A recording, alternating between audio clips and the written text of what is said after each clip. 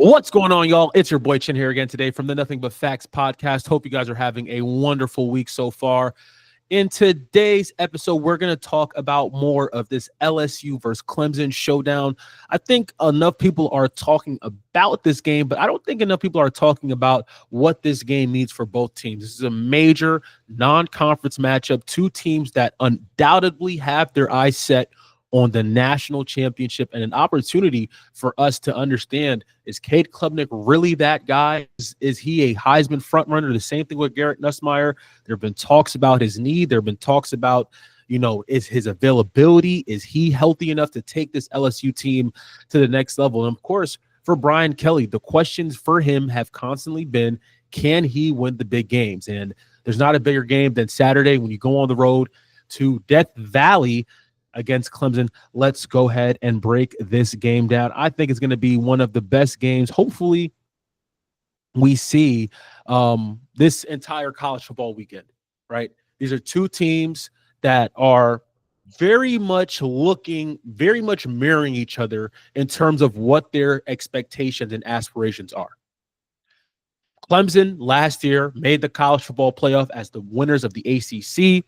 If you didn't watch that ACC championship game, they won in dramatic fashion. Last-second field goal, 60-yard, 50-yard bomb, whatever the case may be. Made it to the playoffs, played Texas, and they were pretty impressive against Texas. They lost that game, but everyone from that game said, hey, Clemson in 2025, with everyone they have returning, with the offensive firepower that they have, they believe that Clemson is good enough team, if not one of the better teams in college football, and undoubtedly they have a shot at the national championship.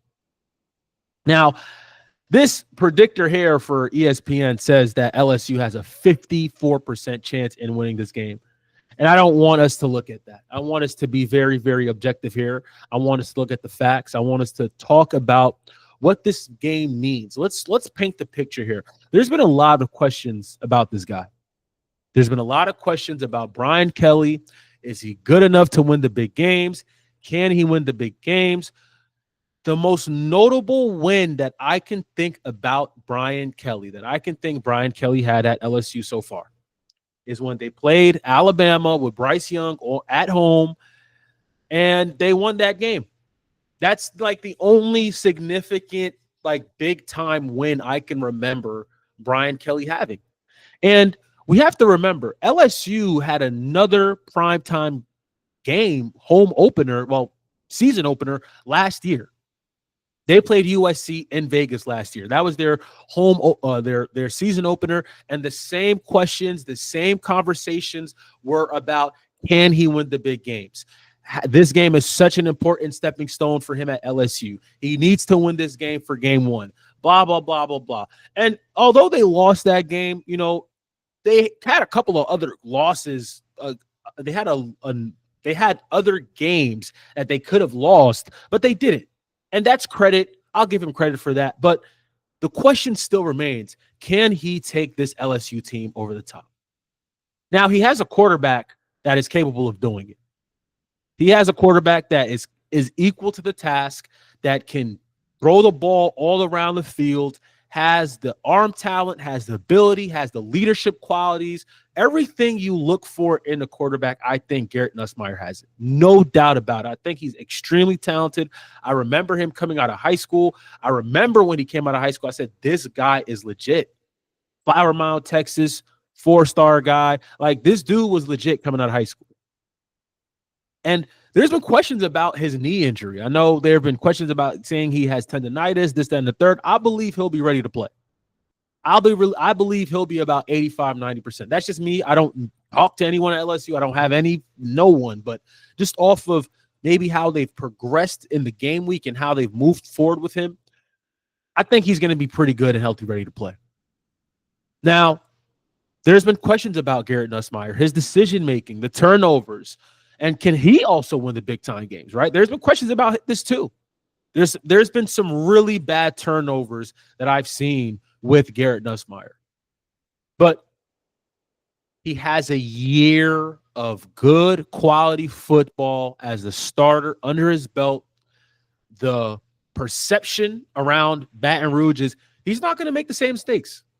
He's not going to make those costly errors, those turnovers that put this team in a bad position last year. The question, I think, for Garrett Nussmeier is consistency. How consistent can you be? How consistently can you make those big-time throws? Can you make those big-time plays? Because those big-time plays are going to be made. But we also have to look at the other side of the table. William Dabo Swinney, head coach of Clemson. This guy is a winner. Okay, this guy wins games. This guy gets his teams ready to play. And I know I throw that phrase out very loosely. He gets his team ready to play. You might look at that as just a broad statement, but there's a lot of juice in that statement. There's a lot of broth in that beef when I say he gets his guys ready to play. Okay, teams are scared to play Clemson, I believe. Let me not say scared to play Clemson. That's hyperbole. But you better have your A game when you play these guys. You better be 100% ready to play these guys. Because in terms of physicality, Clemson is a physical football team. They are prided on being a physical team. They have a front four. They have a defensive philosophy. Their entire identity is built around physicality. And this guy embodies that. BYOG. Bring your own guts. We've heard it all from Dabo Swinney. And I really like what he's done He's been quiet this offseason. You don't hear much from Dabo. You haven't heard much from Dabo Swinney this offseason. You haven't. You haven't heard much from Dabo Swinney this offseason. You know why? Because he has this guy. Because he has Cade Klubnik. Because he has one of the best quarterbacks in the country. He has one of the most productive superstars in college football. Because of number 2 right here. Number 2 is he is the pasta. He is the tomato to their sauce. He's the white on their rice. He is the sugar in their tea. He's the engine in their car. He's the gas that gets this plane going. Number 2 right here. And he has a huge, huge task on Saturday, right? You ended your season last year losing to an SEC team.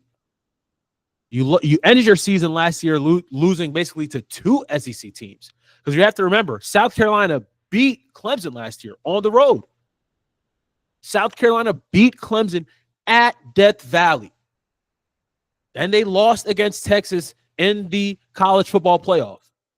Now your season opener, your home opener, is against LSU. I don't think this guy wants to go 0-3 against the SEC in a calendar year. I don't think so. I don't think he wants to go 0-3 against the SEC in a calendar year. Less than a calendar year, if we're being honest. So everyone's talking about Cade Klubnik. I believe in him. I believe in his abilities. I think this guy is a PTP. He's a primetime player. I think this guy is him. He's the real deal. There's no question about it. But there's also players around him. There's productivity everywhere you look around Cade Klubnik. He has guys. Bryant Wesco, a guy who came on a little bit late last year. This guy is a problem. I mean, you look at the production right here. The production is there. Antonio Williams, dog. I mean, you look at the production right here. TJ Moore. I mean, you see the production right here. Production is everywhere around Cade Klubnik. You want Bryant Wesco, you want Antonio Williams, you want TJ Moore, whatever poison you want, you can pick. Because they have the Ferraris. They have them. Bryant Wesco is a guy I believe is going to finish the season as an All-American. His freshman year was, in my opinion, a preview of how good he can be for Clemson. Came on late, had a really good playoff game. Antonio Williams, too, came on late. He had some fumbles, just some mental error. He is a good football player to me. He's a good football player to me. TJ Moore, too, as well. TJ Moore was a big part of this Clemson offense last year. And they're going to call upon his name on Saturday. These guys are going to be called upon on Saturday because they have to. They have no other choice. But we also have to look at the playmakers that Garrett Nussmeier is working with. Aaron Anderson is a problem. This guy is a mismatch nightmare. 5'8", 190. Let's just call it 5'7", 190. He's a problem. He's a problem. He's a problem. Former Bama transfer. He's a problem. This dude is a home run waiting to happen. Did we even talk about Chris Hilton Jr.? Chris Hilton Jr., they expect him to be a major part of this offense this year. After, God rest his soul, Kyron Lacy, is no longer, obviously with the whole Kyron Lacy situation, they believe this guy is going to step into that position of being that next, hopefully, that super productive LSU receiver. Same thing with Xavier Thomas. Xavier Thomas was a big part of this offense last year too as well. And should I even mention Barian Brown coming over from Kentucky? Should I mention Barian Brown coming in from Kentucky? This guy was a problem at Kentucky, and Kentucky sucked last year. I mean, they were terrible. Kentucky was one of the worst Power 4 teams in the country, but this guy showed up. He showed up, and he's fast. Should I even forget Nick Anderson? And I know he didn't play last year. But in 2023, you see the production. You see the production in 2023. 10 touchdowns, 38 receptions, 798 yards. And we have to remember his quarterback was Dylan Gabriel at Oklahoma. His quarterback was Dylan Gabriel. There's an X factor in this game, though. And I forgot to add, oh my goodness, Trey'Dez Green, their tight end, was a major part of this LSU offense last year. 4 touchdowns, major productivity, 6'7", 240 pounds. He is going to be a problem this year. Year 2, he was a freshman last year. He's going to be a problem. This LSU offense is really impressive. It's really impressive. I think this is one of the most this is going to be one of those explosive offenses we see in the country, without a doubt. And I think there is an X factor we're not mentioning for LSU. That's Caden Durham. A freshman last year that was major in LSU's offense. Major in the run game. You see it right there, 140 carries, 753 yards, 5.4 yards per carry. A beast as a freshman coming in to LSU last year. Caden Durham is the X factor in this football game.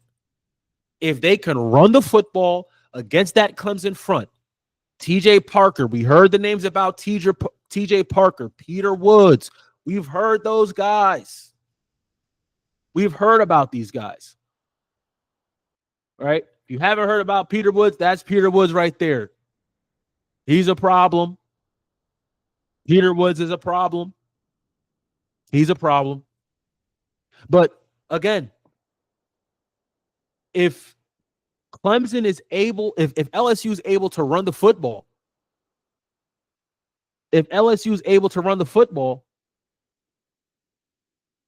they got opportunity. That's TJ Parker. He's a beast.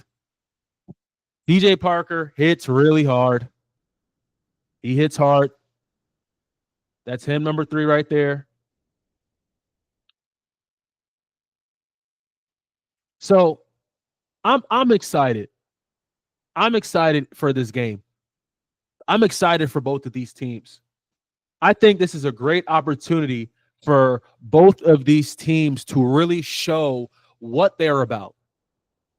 Right? We've heard the talk about Clemson. We've heard the talk about LSU, the transfer portal, what LSU's done in the transfer portal, how they've revitalized their defense. They've added players. They've gotten guys with We've heard a lot of great things from the LSU side.